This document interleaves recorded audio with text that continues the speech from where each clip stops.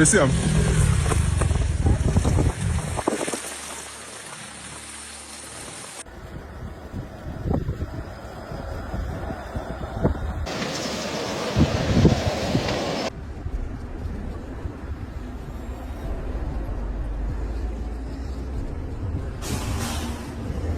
Across large parts of Canada, extreme cold remains firmly entrenched, shaping daily life under conditions that are both severe and persistent.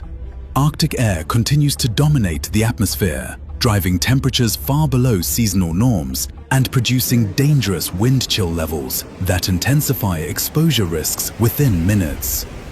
In open and prairie-adjacent regions of Canada, strong surface winds are lifting loose snow into the air, creating blowing snow and near-zero visibility.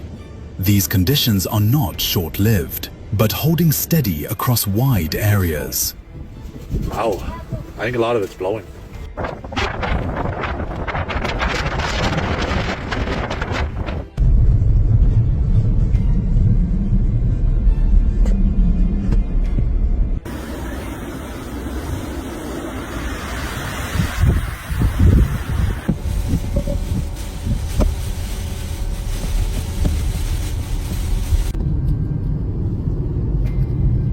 The situation in Canada has intensified as repeated surges of cold air reinforced one another rather than retreating. High-pressure systems to the north have locked frigid air in place, while periodic wind increases have amplified heat loss from exposed skin. Snow already on the ground has become an added hazard, easily lofted into whiteout conditions when winds strengthen. What is unfolding is a prolonged winter hazard rather than a brief cold episode.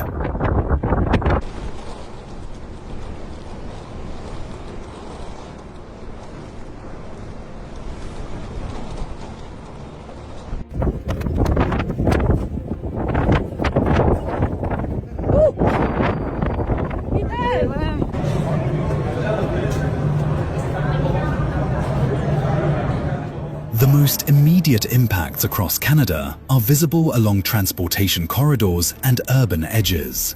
Highways in exposed regions have become hazardous, with drifting snow narrowing lanes and sharply reducing visibility. In cities, extreme cold is straining vehicles, transit systems, and building infrastructure under sustained stress. Rural and remote communities face heightened risk, where distance and limited services magnify disruptions.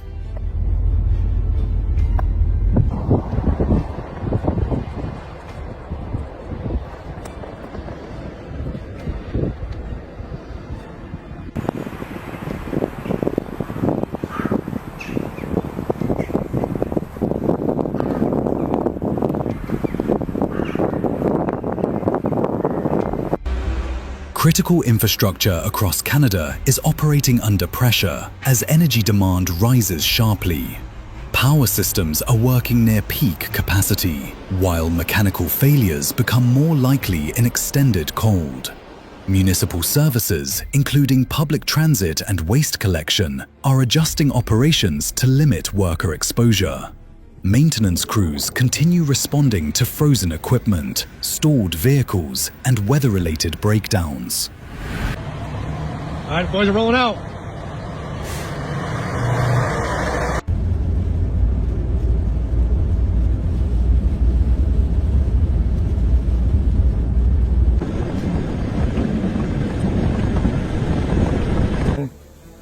This.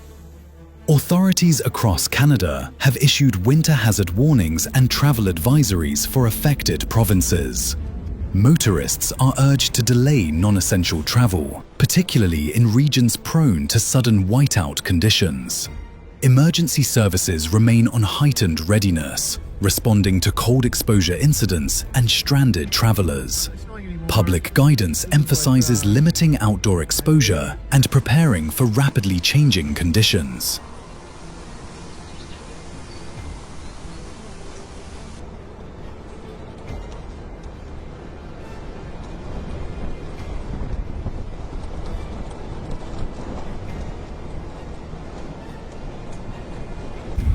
For residents across Canada, daily routines have narrowed as extreme cold reshapes movement and social activity.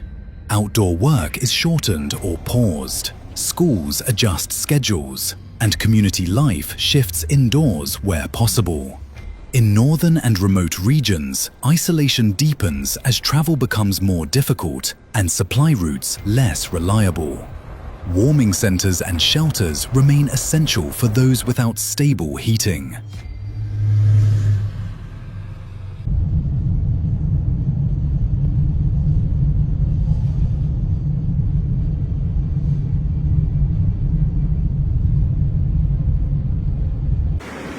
The cold gripping Canada carries risks that are not always immediately visible. Wind chill can cause frostbite within minutes, while blowing snow conceals ice, debris, and disabled vehicles. Heating system failures pose serious indoor dangers, particularly in older buildings.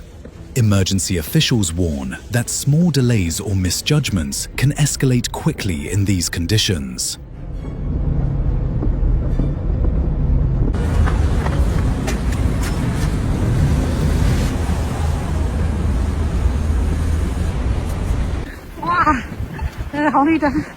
Secondary hazards continue to develop alongside the cold. Ice accumulation increases the risk of falls and traffic accidents, while frozen ground places stress on water and sewage systems. Snowdrifts can block access points and ventilation around homes and public buildings. These risks persist even when snowfall itself appears limited. Mga naglilinis sa daan. Wala na yung guhit sa kalsada, hindi nakita.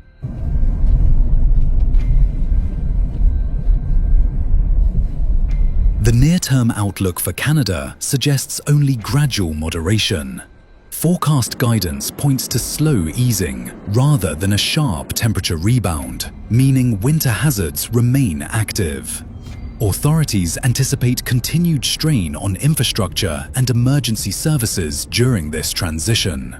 Public advisories remain in effect as conditions evolve.